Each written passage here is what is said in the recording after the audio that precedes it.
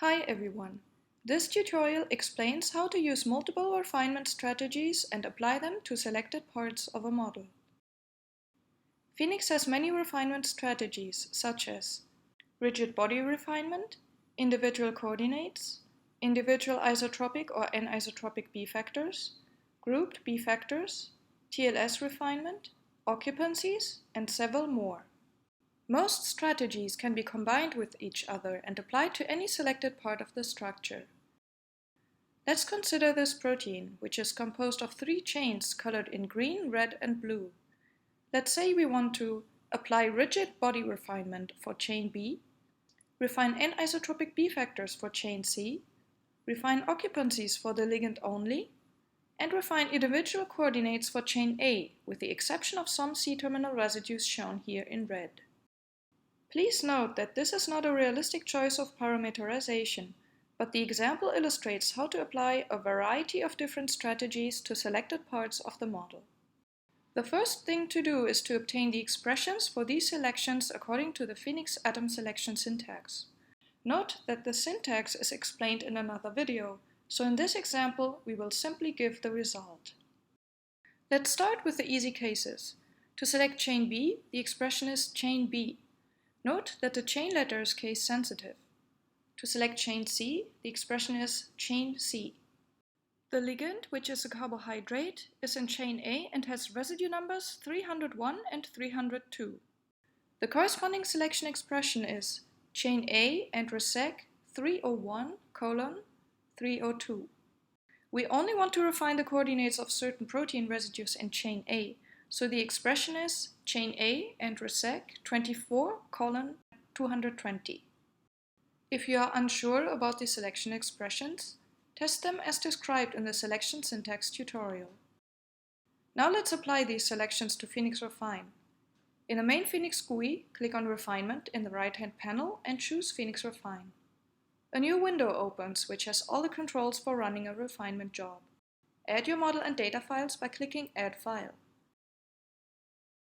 Make sure that the space group, unit cell parameters, and data labels are correct. Don't forget to add a title for the run. To choose the strategy, go to the tab Refinement Settings. In the Strategy field, the following options are enabled by default: coordinates in reciprocal space and in real space, individual B-factors, and occupancies. Disable the XYZ real space option, as it is not part of our strategy. Then click on Select Atoms, and a new window appears. Go to the tab Refinement Strategy. The first tab on the left is for individual coordinates. Remember, we want to refine the coordinates for a specific residue range in chain A.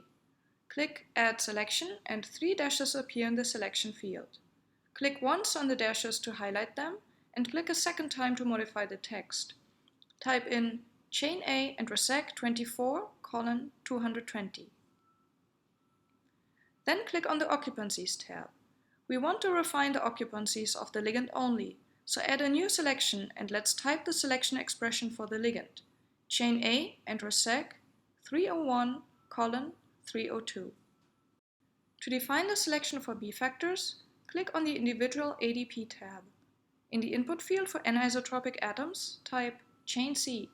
Leave the input field for isotropic B factors empty. This way, default behavior is enabled for B-factor refinement of atoms which are not in chain C. Finally, we want to define the selection for rigid body refinement. As you can see, there is no tab for this strategy in the selection window yet.